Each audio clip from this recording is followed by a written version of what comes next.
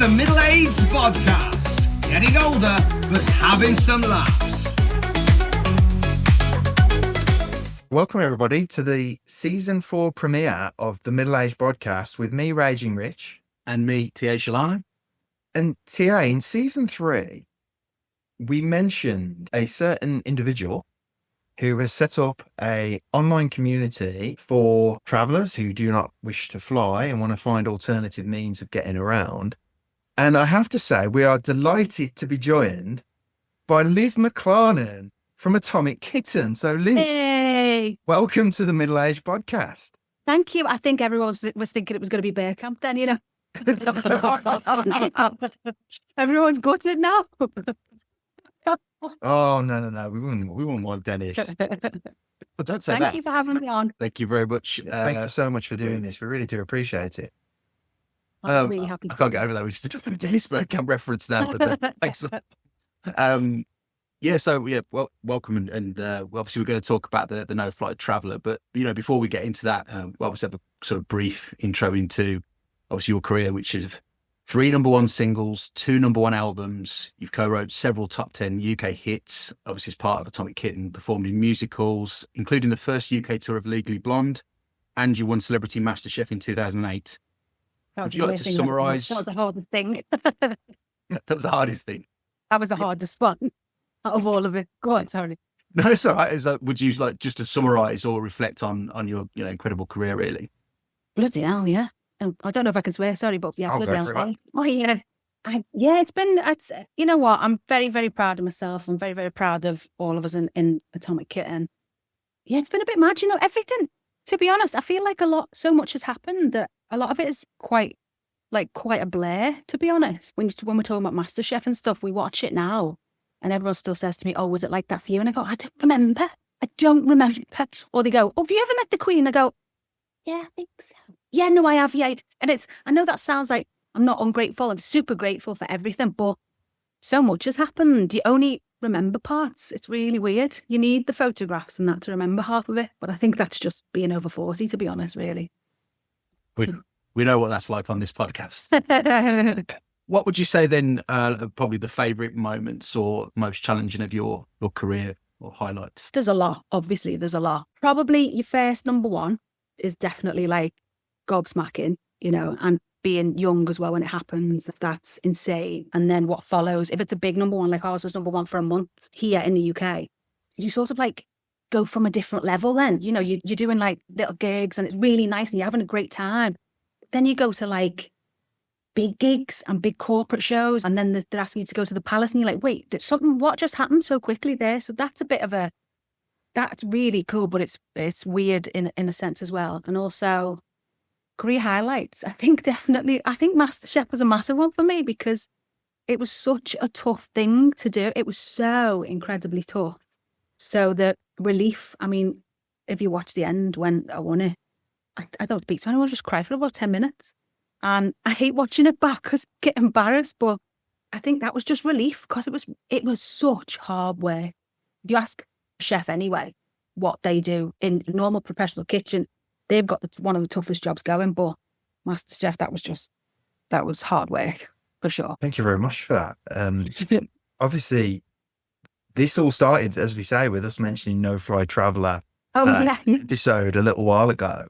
And we just wondered if you could tell us a little bit more about it, please, and sort of what led you to you creating this community. So I am it's over 15 years. I think I've been saying 15. I haven't flown for 15 years for about 3 years. So I think it's about 16, 17 years that I haven't flown for. I just made a decision one day. I always hated flying. Some days it was, it wasn't as bad as others, but I never loved it. And I know a lot of people don't. And just over the years, I started to look into like how many people don't like it, percentage-wise in the population. I spoke to a lot of therapists who work on, those courses you can go on, like the fear of flying, all that. And they were talking about how many people don't like it as well. And then one day, I just said, I'm not going to do it anymore. But that was a long time ago, and there was still a lot of embarrassment over it. Like people, even now people still make jokes about it. When you go to like a gathering, like in another country with loads of people go, oh, how long did it take you to get here? And you're like, well, a day. But and what? I got here, didn't I? You know what I mean? But back then, there was even more jokes about it. So I didn't really tell anyone. I just did it, really. A lot of people have come up to me and like found, I don't know how they find out because I didn't really talk about it. But so I started to just like share bits of it on my own page. And then one day I just thought, I had a bit of time off actually with some health stuff. So, you know, you get really bored, don't you? You know, like kind of similar to lockdown. I was just like on my phone all the time or just like scrolling through Instagram, like what do they call it? Death scrolling. And I was just looking at people's like all their holidays and stuff. And I was thinking, there are so many of us that want to do that holiday, but we can't. So, and I was thinking, I've been doing this for 15 years. I know how to do this holiday without flying, but a load of people won't. I thought, why don't I just do it? So one day I just shared one of my trips and it just went like quite, I wouldn't say viral really, but like, you know, like lots of people were into it. And I was like, oh, okay. So I did another one and then I made a little page and just called it No Fly Traveller. And it just got bigger and bigger, like, and it's slowly just growing, like, quite quickly. And I'm not saying slowly growing quite well, I would say. Yeah, I was going to say, because I've been looking at some of the things you've been posting on there. And I know a few weeks ago, I put a comment about, you ever tried Prague? Because I went to Prague a couple of years ago. I actually went by myself. And I hadn't flown for 13 years, mainly because people like TA here and all my other mates had met people and I was on my own. And so I was like, on holiday with my mates just on my own. So I didn't go anywhere for ages. And then I did go to Prague. And as I say, I hadn't flown for a long time and I was a little bit anxious about it, quite nervous about it. But having now seen that there are some of these other options, I think certainly for me, I don't think I could do a long haul flight anymore. It's not something I really enjoy for me. I don't mind kind of the being in the air bit, but I have to have a distraction. So when I went to Prague, I was watching Spider-Man No Way Home on my Kindle just so I had something to distract me. But it is really interesting when you replied and said, yeah, there's actually something on there for Prague. And I looked it up. Yeah.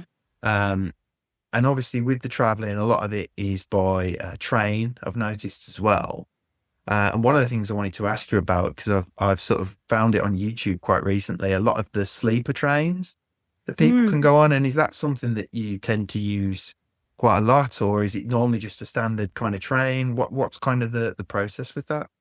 I do share a lot of sleeper train stuff, but there are dedicated pages to share sleeper train stuff. And I know a few people I've spoken to, and interestingly that you're saying that, it's mostly men that seem to be into the sleeper trains more than women, I would say. And that because of few people that have contacted me are saying that their other halves, they prefer the sleeper trains, but the wives prefer to go in the day. For me, I'm got no problem with the sleeper train at all. Some of them look, amazing. But I'm lucky enough to have the time to be able to go when I want to go. I still have a lot of shows in Europe. So a lot of mine, the time is set out. So I'll take, I'll go quite leisurely. And, there've been times when I haven't been able to. I would have gone on the sleeper train, but just, to be honest, I find it less easy to book the sleeper trains. It always seems to be like a different website, a different kind of, you can't book on a certain, like I like your Rail Europe or Train, I like things like that because it does make it easy and they do show you routes. That's how I started to plan my routes, was through apps like that years ago. Well, websites years ago, actually. Rail Europe used to be called something like Loco or something. Whereas sleeper trains do seem to be, you go on their website and book it. But, if you want to book a train across Sweden, you have to go on their website too. So it's like a separate website. So it does happen. I don't have a lot of experience with them then, but I am learning myself through a lot of the pages that and people I've been talking to online who do have their own pages for that. Actually, I'll definitely give you the links for that as well if you wanted to see that. Oh, that'd be fantastic. Thank you. And we can share those as well in the description for this episode as well. So thank you very much. Brilliant. Just out of interest, sort of done since maybe 15 years or so. Can you remember where you actually last flew? I think my last flight, and really interestingly, it was after I'd decided not to fly. I had to record a song by myself in Sweden for some promo. Can't remember what it was to do with, but the song was called Lately. And it was going to be, and I had to record it in about 4 different languages. And it was released for a charity thing, but I had to get to Sweden. And this was a long time ago. So there was no social media. No one was sharing things about how to get to places, So I didn't really know how to get there at that point. So I just said, right, I'll do this one flight. I've got to do this job. That's fine. It was a really, really nice, uneventful flight to Sweden on a really posh, I think it was like Lufthansa or something So it was really uneventful, but not long before that, considering that I wasn't keen anyway, I'd been on a flight to Bodrum with my mum, and it was extremely eventful and quite bad. Ambulances meeting the plane after and stuff.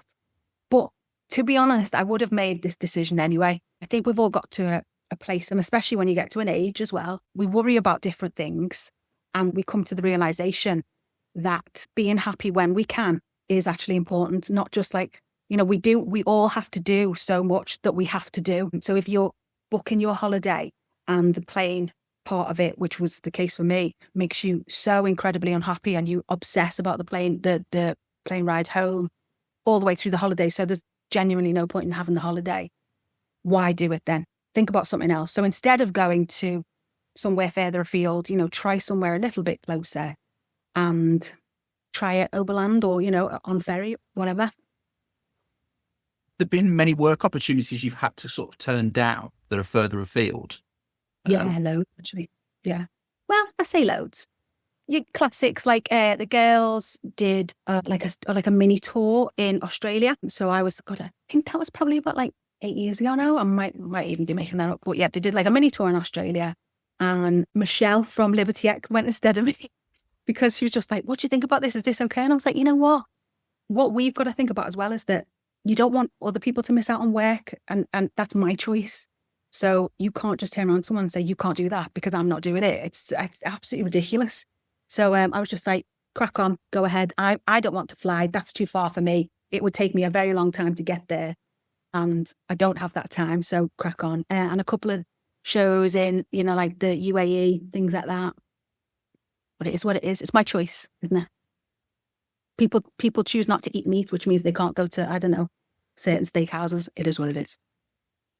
Yeah, it's a fair point. I mean, Australia is long enough on the plane anyway, isn't it? Yeah, exactly. So yeah, even thinking about doing it on a boat would be mind blowing how long that would take and what a painful journey that would be. It's also extremely expensive to do that on a boat.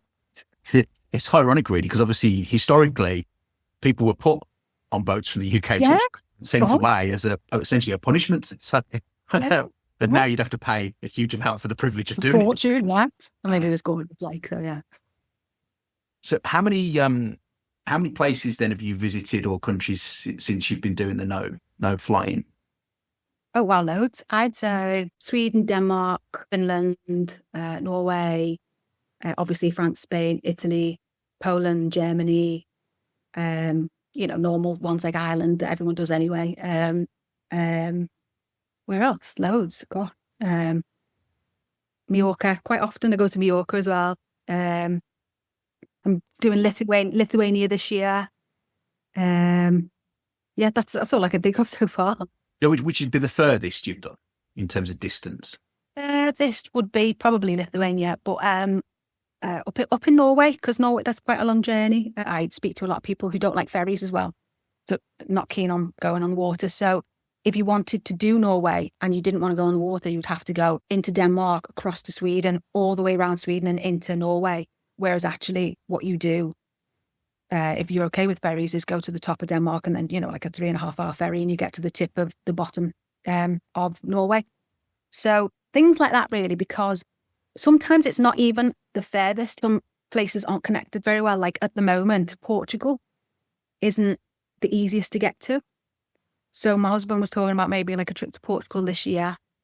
And I was like, the infrastructure is coming, but it's not quite there yet. So I might wait a little bit longer for that, just for ease, really. But then again, it would be good to show people. I've done a couple of videos on that, but what I want to share is that it's just not as hard as you think. I think that's the whole purpose of my page, is like we were saying, a lot of people just do it, just fly because they have to and because they want to get on the holiday, which I totally understand. But I'm just there to go, But actually, did you know it's not as hard as you think? I did a video today for Corfu, actually. I was talking about Corfu. Apart from the length of time, you can get a direct train from Paris to Milan, and then a direct train from Milan to Bari or Brindisi, which is right at the bottom of Italy. And then you're on a little ferry then to Greece. It's nuts. You know what I mean? Like it's easier than you think it is. But then some places that are quite near are harder than you think it is. It comes back to the infrastructure point, doesn't it? And the logistics sometimes. But I suppose the one thing we haven't really touched on with this as well, in terms of flying somewhere, you go somewhere for a holiday and you fly back, it's just that. But whereas this is almost then that experience of your part of your holiday then as well, isn't it, to some degree? So it's almost an adventure in itself that you wouldn't have, and you're experiencing things that you wouldn't see if you only ever fly places. You wouldn't get that as well. So I suppose that's another way of if somebody was thinking they wouldn't want to do it because they just enjoy, get from A to B, but actually it's the bit in between that, be a completely different experience to your average sort of holiday for somebody who jumps on a plane. The views that you see, or even things like when a couple of stops that you pass have become destinations in the end for me, because I've gone, even from the train station, you go, oh, Danstone, isn't that blooming gorgeous? Oh my God, look at that. And you go, I'm going to look that up. So you start Googling it and stuff, and you're like, I'm going to go there. And like, a year or two later, you've visited that place as well. So that's quite nice.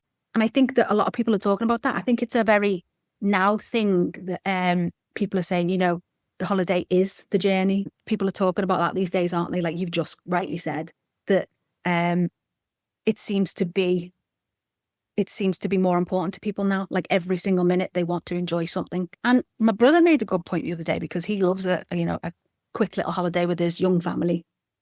And I was saying, well, what would you say?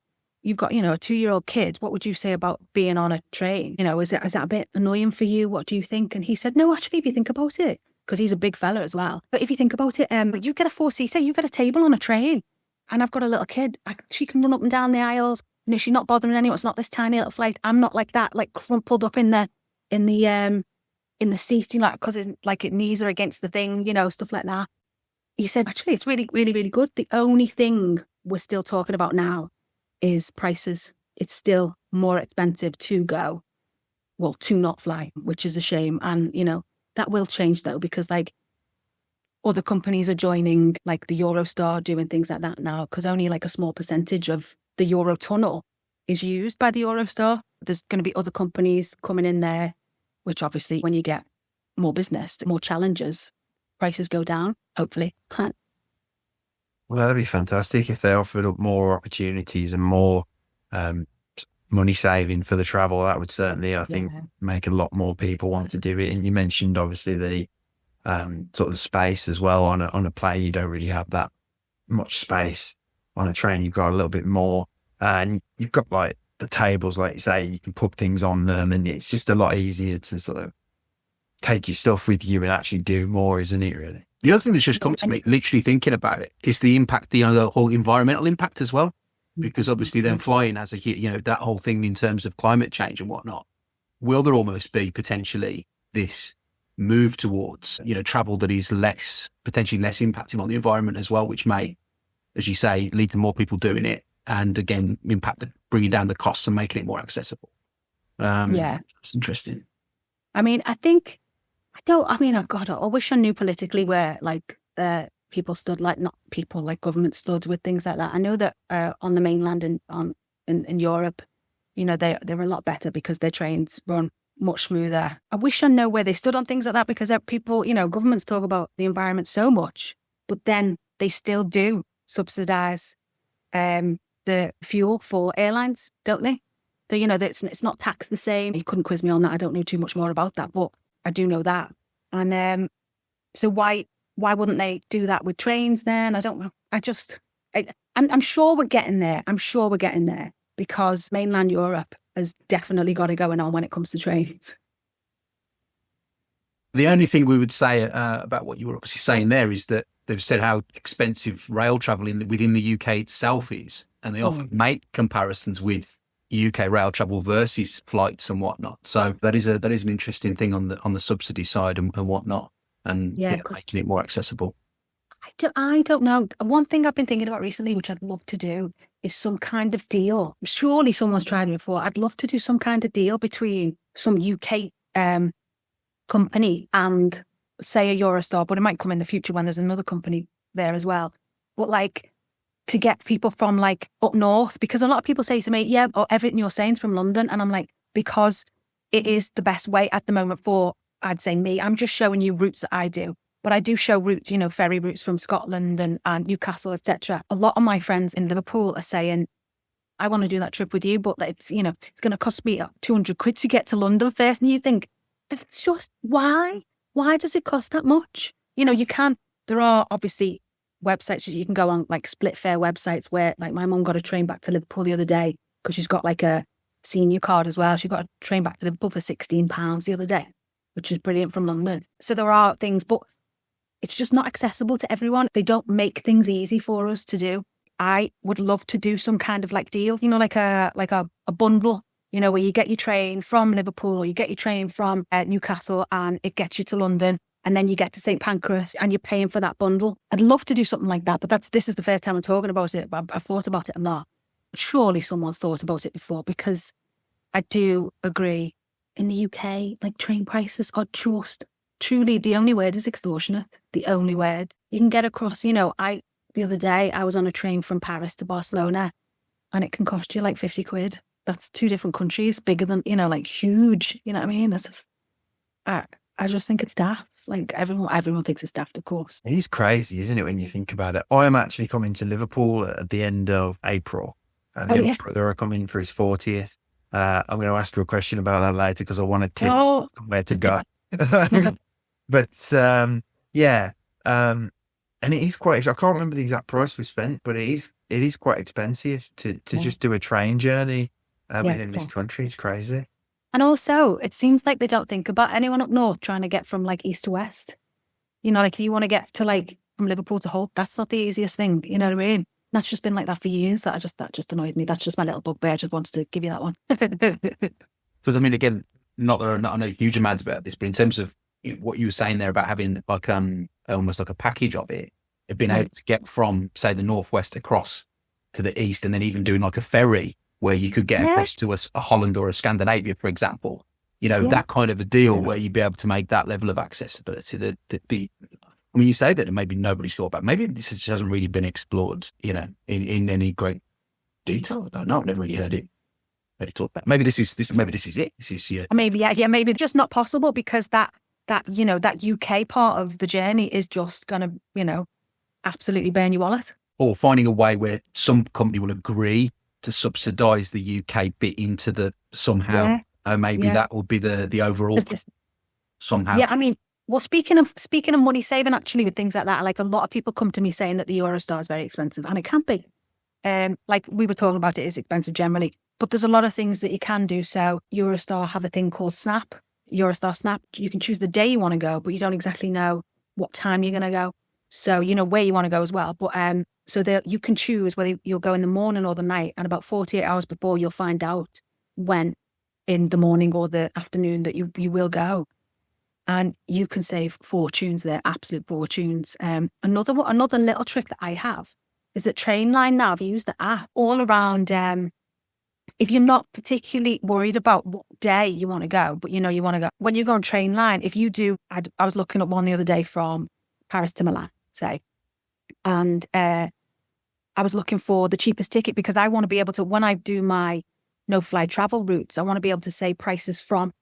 So I have a little thing where I'll look on Trainline sometimes and not put the date in. I just put, from and to, and then I'll click on the day, and they have like a little calendar, and it will come up in green, the cheapest one in those few months. So you can go through and see which is the cheapest one, and you're finding tickets for like, 30 quid and around those prices. And it's just, that's a really good tip as well. Oh, that's fantastic. You've kind of partly answered one of the questions I've got a little bit on, actually, with some tips for people. But maybe we could give them a few other tips a bit later on. One of the things we wanted to ask was what's been sort of your favorite destination to go to on a no-fly route? What's been my favourite? Wow. So there was an interesting trip where I had to get from London to Cologne, but I had to drive that bit because there were no trains going through France. So I went from London to Cologne by car, and then from Cologne to Berlin by train. But then Berlin to Warsaw was really, really slow because they were bunching up all the Polish trains. They were bunching up all the trains together because obviously COVID was happening and people were off and all this stuff, but the trains are still running. The train took 8 hours from Berlin to Warsaw, which is not a normal thing. But everyone was fully masked. No one served you any drinks. That was one of my most interesting journeys. But I'd say generally my favourite is probably, because it's the most nostalgic for me, is when I get to go to the south of France, because my first decision to do a no-fly trip was my mum was diagnosed with cancer. And they said that she'll live with it, for a very long time. It was that kind of thing. But obviously it was a shock at the time. And I really wanted to take her away to make her feel better. But I just said, listen, I just can't fly and I don't know what to do, but I want to take you away. She was like, should we see if we get the train? I love a train. This is my mum, because if you ask me mum, traveling, she goes, oh, I love a train. That's what she always says. So I said, should we try it? Let's try a train. So that was our first journey. We went to a place, we went to a place called Théoul-sur-Mer, and we got the train from London to Paris, changed in Paris, and it took us about 5 hours, I think, from Paris to, I can't remember where we got off. So for me, I do that journey a lot to the south of France because I used to live there as well for a bit. And I just really, really enjoy that journey because it just reminds me of that time with my mom. We had such a beautiful time drinking, having a nice glass of wine on this train journey. Like you're saying before, that was our special time together. We, talked a lot about life because obviously she's had this diagnosis, and there was none of this scared of being on a plane, more, not preoccupied with that, just literally enjoying this time together, this journey together. That's fantastic. Thank you. You very much answering a lot of that question. That's prompting, which is fantastic. I can't not throw in at this point, where you talked about the wonderfulness of the south of France. While we're sat here talking to you from the wonderful south of Birmingham. There you go. Same thing. It just needs a little coast. That's all. I think we are a bit landlocked. That is true. Yeah. My friend, we're friends from Birmingham. She used to call it Middle-aged. And I was like, that's not very nice. She went, no, it's because it's the middle of the earth. I was like, oh, okay. I didn't know what you meant. I think you probably might have covered them, but I mean, are there any particular best or worst experience? I think you might have just covered the best, but. Oh, worst. Oh, and this is the thing. How again?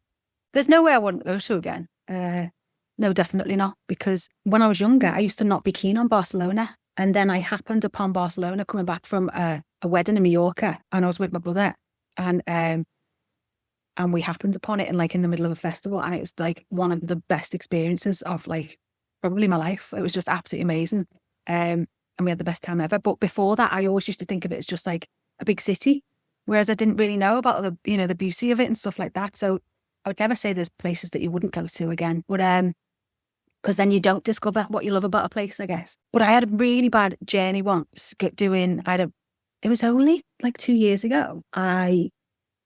Just after I got married, I did a tour in Denmark and Sweden. And to get to Denmark at the time, I was doing London to Brussels, Brussels to Cologne, Cologne to Hamburg. And then you basically just do a right angle. You do a sharp left at Hamburg and go up into Denmark. You pass a certain place. I think it's around a place called Padborg. You go across the border between Germany and Denmark. And around there was a tunnel. I'm not getting this right. I don't think I've got it right, but it's something like this. There was a tunnel, and I can't remember, something had happened to the train, and they had to push pretty much all of the train into 2 carriages. We all have to stand together while we went over a bridge or under a tunnel or something because of the air quality thing. I can't remember what it was, but basically we were all together in this one carriage, and I was like, oh my God, this is the most horrendous thing I've ever experienced since not flying. It was awful, or it was really, really bad. And, everyone was speaking different languages. We were all there. Everyone was trying to speak to each other. And it was all a little bit scary for about 20 minutes. And then he went, okay, you can go back to your seat. And that was a bit weird. So, yeah, not my favourite. Yeah, that does sound a bit claustrophobic. Yeah, it was an absolute one-off weird occurrence. I spoke to a few people about it after. I spoke to a few Danish people about it, and they were like, never heard, I don't even know what you're talking about. It was some kind of fluke thing. It was really weird. Oh, we touched on this a little bit, but again, what would be your top tips then for somebody who wants to sort of go traveling without flying, if there's something they've not done before? There is, if they don't know where they want to go, there are a lot of places, obviously Europe, there's a lot of places that are extremely old and don't have, like if you want to do a bit like sightseeing and stuff, like of little villages, obviously there's a lot of places that don't have train stations and things. I mean, to be honest now, you can Google all sorts. You can go, search. It's so good that the only thing I would say is that never that AI thing at the top, don't trust that. If it says this is the cheapest price or this is the best way, don't trust that thing at the top. Do go down a bit more, because it's not the case. There are different routes. I definitely say do a few routes, but like there are companies now that help you plan these trips, for one. But if you want to do it yourself, a fun thing to do is, for me, because I do love it, is a while ago I bought myself one of those. There's like a rail map. I think it's like Collins or something. And it just shows you all of the routes like across Europe up into Scandinavia, and like it's just right all the way down into like, it's huge. And it's a massive big map that folds out, like an old road map an AA road map like that. But it's just fascinating looking at it. You're like, oh, I could go there, I could do this. But you can get to most places now, I would say, most places. I would say to a lot of people, don't underestimate Europe. It's, if you want a beautiful white sandy beach, we have those. We have them in Cornwall even, we have them in Scotland even, you know what I mean? Like, just be, we all want to do amazing trips, but you can actually do amazing trips here too, around here and closer to home. I want to definitely make sure that people, when I say this, because I've had a lot of people come online and be like forcing it on us. I'm like, mate, I'm not forcing it on anyone. I'm saying, if you don't want to fly, or you're more trying to, you're thinking more about the environment, here's my little offering towards that. This is what you can do. You know what I mean? So I'm just saying to people, don't get hung up. Don't worry about where you're going. Worry about what it's going to be like. Like, if you want that beach holiday, you can. I put those on my page. I show you the beach holidays. I show you the city breaks. I show you the hiking. I show you the Christmas markets. There are lots of people online that will show you those things. And start chatting to people too, because they'll tell you things that aren't on the pages. Like you were talking before about the night trains. I learned so much from chatting to people about night trains. Like there's so much now. You'd really like a page actually. The guy, Patrick, he's called, and he's got a really good page about night trains. Yeah, I've just rambled. I don't know what the question was. I think it was top tips, wasn't it? Yeah, top tips. Yeah, top tips is follow my page. Absolutely. It's a good point about it as well. Even like obviously it's quite a nice day today. That there's some of the coastline even in the UK on a nice day. There is some beautiful, beautiful beaches, around in North Wales and all sorts of places. I've been, and when we get the weather, you can imagine actually that you've travelled quite far when you haven't. But it's obviously from the UK point of view, it's when we get it, isn't it? But we've just had a bit of a spell at the moment, but which is nice. But it won't last. True breath there. But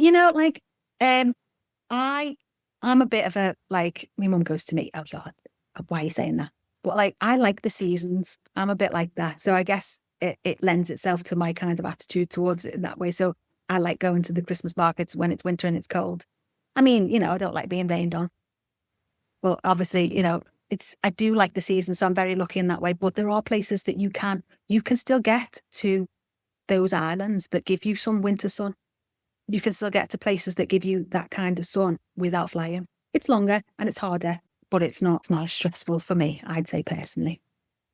And you get to see a lot more. You get more fun from the actual travel because you get to see, like you said before, places that you could visit while you were traveling to that place as well. Yeah. And Rich, why would you say that you don't fly? So what's the thing there? It was mainly just because I didn't want to go on holiday with, but when I did go, I was really nervous about it. And as I say, I had my Kindle, I put Spider-Man movies on it. I watched Spider-Man No Way Home all the way there. I was coming back and my Kindle decided it was going to stop showing all the movies. So I was like, what do I do? What do I do? So I listened to the greatest hits of Natalie Imbruglia all the way back from you can't mention other singers. No, I bow down to the superiority of Natalie Imbruglia. Absolutely. I do.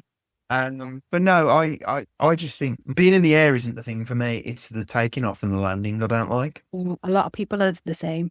And it's the messing around. So you get to the airport. I mean, the last time we went on holiday together, we went with a group of friends. There were like 10 of us that went. It was all ridiculous, really. There was too many of us going. But it's sort of that. That's not like.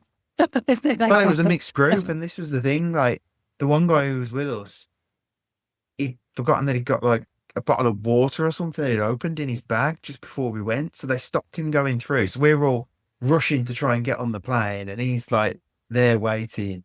And it's just little things like that. There's so many times. I find it quite an anxious thing when you're at an airport. Mm-hmm. And then, as I say, once you get on the plane, it's the takeoff and the landing. I mean, you can be sat on the plane sometimes for quite some time waiting for it to take off. And that happened to me actually with Prague. I ended up at one point, I think I flew an hour later, go there. I think it was an hour later the one direction and almost 2 hours the other. I can't remember which way around it was. But it just, sometimes you think, is it worth it? And actually, as you've said in this conversation we've had, you can be on the train and just see something as you're going through. Even in the UK, when you go sort of on the train, first you go, oh, I've never been there, I wouldn't mind visiting that. And you sort of go, oh, I can do it this way. And if you're traveling somewhere in Europe and you are going through on the train, say you see these places and go, oh, remember that. And then next time you're sort of traveling and you think to actually look it up. Whereas if you're on a plane, all you're seeing is the clouds and maybe some lights as you go in. And I don't know. And also, yeah, you just feel like you can't get away from people. I know when we've been away in the past, you have a lot of people drinking and whatnot. And sometimes it's not the nicest environment on a plane. So actually, if you're on a train, I know you can get that on a train sometimes as well. I remember being on a flight with a family from hell for a few hours. That was, there was just mess everywhere. So you got nowhere you can go and you eat these tricky. But I was just thinking on the point you make about obviously all the airport and hassle. I'm thinking about my wife and I flew to Glasgow and our flight ended up getting delayed. So by the time we then got there, then you get from the airport into the city centre where we were staying, we were actually staying right by the train station.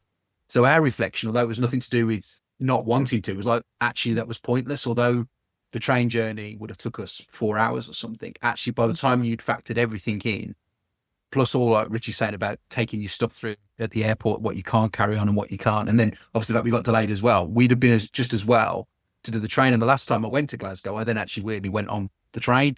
And you haven't got any of that problem to worry about at the airport and your bags and your liquid and all of these things. You just don't have that issue. So there's that side of things for some of the shorter distances as well that you don't think about. Everyone thinks it's easier, but actually sometimes as well, it's just a time convenience to people. It's not really there. Yeah, and some people are just not bothered by it at all, and that's cool for them. But I do think sometimes, even if you are a flyer, I think, like you've just said, consider if you're going from a big city into another big city, do consider the having to get out to here in London, Heathrow, Gatwick. It's a nightmare. Luton, nightmare. Like from where I live, it's a nightmare. So, because I have people who come and stay, they book the holidays and they'll stay with me and they'll go then, to whichever airport is around here. But instead of flying from, say, Liverpool or Manchester to London and then carrying on. So Charles de Gaulle Airport, I mean, it's quite far out, isn't it, from Paris? And I don't know where they fly from in London to go to Charles de Gaulle, but you're easier going. If you're in London and you're going to Paris, it's easier going from central London, St. Pancras, you're in central London and you go into central Paris-ish. So, things like that. Like my other half is going to a medical conference soon and it's in Amsterdam. Like, there's no point in him trying to get out to one of the airports and then trying to get in from the airport into Amsterdam. He's taking his bike and he's getting on the Eurostar, and then he's getting on his bike when he gets to Amsterdam because it's only around the corner from where the train station is. Like, that is just consider. We need to say that to people, don't we? Just consider the option. You know, it actually might be easier for you in some cases. Absolutely. And also, there are people that I know, I'm very close to, that do fly, that you can tell hate it. Like, they have their rituals as they get on the plane. There's certain things they do. I've got a friend do it, like this for takeoff, like this, and for landing. Like you're saying, a lot of people, you know, aren't keen on that. I've got a friend who says a prayer before the plane takes off, and I'm like, that used to make me, I used to fly away with it a lot, and I was like, please stop doing that. Oh my God, it's making me so nervous. So there's, you know, some people are totally fine with it, like no bother whatsoever. And some people just do it because they have to. So aside from our season 3 suggestion of filming No Fly Traveller with Dennis Bergkamp, what other plans do you have for the future? I have to say, I used to look up to him when I was a kid and think, it's cool. I never, because I never loved it, but I just never thought of it as an option for me, not flying. It was part of his agreement that he didn't have to do certain games. Like, that's huge, isn't it? That's like, I'm not going to do this Champions League thing because I'm not going there. I can't get there. And you're like, wow, that's making a stand, innit? Like, that's really making a stand for yourself because you're not happy with it. What is it? Sorry, you said, I just decided to do camp. I was vaguely referencing the conversation obviously Rich and I had suggesting you and Dennis do a show about that. I suggested, sorry. I like the way I'm blamed for that. I'll take the blame for that. I was saying what other plans you'd got sort of for the future, really? With No Fly Traveller or anything else? No Fly Traveller, God. I've got a lot of shows this year in Europe, so I'll be doing a lot of No Fly Traveller. So yeah, I've got a lot of ones in Spain, Germany, quite a few in Germany, Lithuania, as I said. No Fly Traveller, really, I just think that really, I like to be able to share other people's stuff as well. I try to do a lot of collaborations on there so I can share other people's pages, because I like that page was started not to be an influencer or anything like that. It was just started because a couple of people used to say to me, how would you get to, I don't know, South of France, say? And I go, oh, I'll do this, this, this, and this. And they go, oh, okay. And then I thought, oh, I'll put that up on the page. So it's genuinely just to help people who don't want to fly. That's it. That's what that page is for. So I'll just keep doing that. I'm making it tough for myself though, because I've put it that I post stuff every day. And I'm like, trying to find things to post. Sometimes I'm like, oh my God. So yeah, it's a bit tough. I don't want to be an influencer. Not in the traditional sense, but you're certainly influencing people in terms of giving them those options, like you say, with how they can get about in Europe. And I'm sure other people who aren't in Europe would be inspired with that as well, because you look at like America and people who fly between states in America, and then you actually see that there are a lot of train journeys that run from different states to each other and stuff like that. So I think influencer is probably the wrong term for it, but certainly providing inspiration to people to take up different forms of travel and actually show you're not limited by not getting on a plane, which I think is really good. I have to ask, Liz, because I did mention it earlier, me and my brother are going to Liverpool. Do you have a place we should go? I've been before, he hasn't. And I want to show him how great Liverpool is. I love it there. I'm not taking him to Anfield because he actually doesn't like Liverpool as a football team. Although he has said I can go in the store and get myself a new shirt.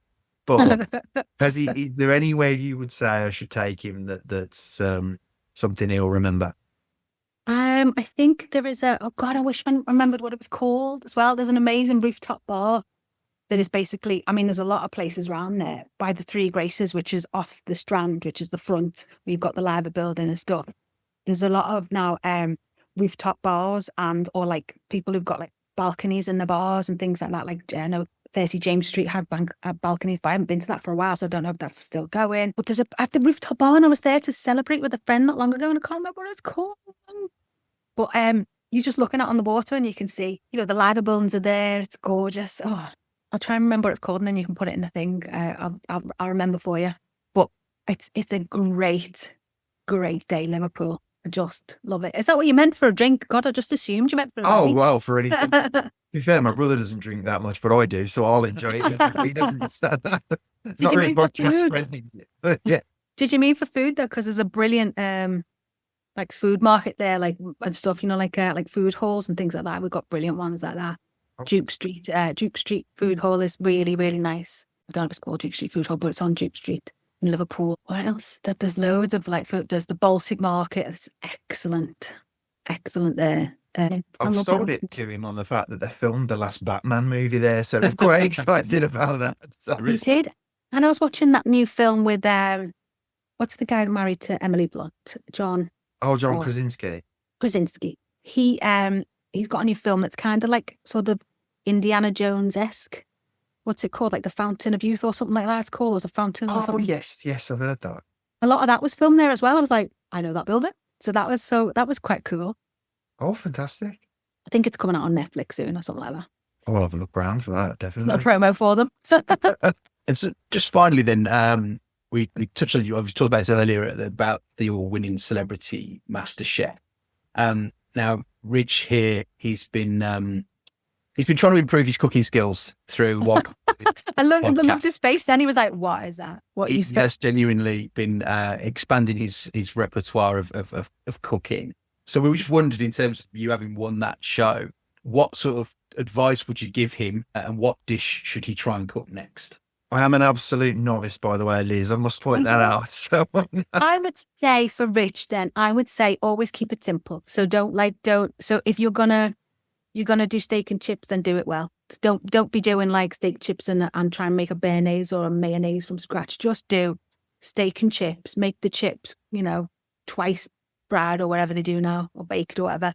And, master seasoning your steak properly and cooking it properly. Things like that, really. Sometimes if you're going to do lots of meat, one of those thermometers, and people are like making sure that the beef is exactly the certain temperature inside, and then, so you get the exact right, like they said, like they like to say, cuisson, you get exactly the right cooking. So things like that, really. I mean, I would say that for a fella cooking, but definitely like steak and chips, that kind of thing, because I know that's what my brother is excellent at. fantastic. Thank you. I'll have a go at that. Steak and Definitely. chips is next. That'll be my next show. That's what I mean. Get the simple things right, because I know that on MasterChef as well, like I had to be taught to make mashed potatoes properly, because I could make loads of weird stuff, but they were like, but you can't make mashed potato. And I was like, oh, okay. So things like that. So you've always got to get the simple things good, right? And then you can build on that then. Fantastic. Thank you. I'll be having a go at that. We're putting that on the podcast socials next. Me cooking. Absolutely. Steak and chips. You'll do it. I'll put it down. Hey, thank you. Okay. I think that we've come to come towards the end of the episode, and obviously massive thank you for doing this from what was just a very bizarre kind of conversation that you and I had in an episode one day.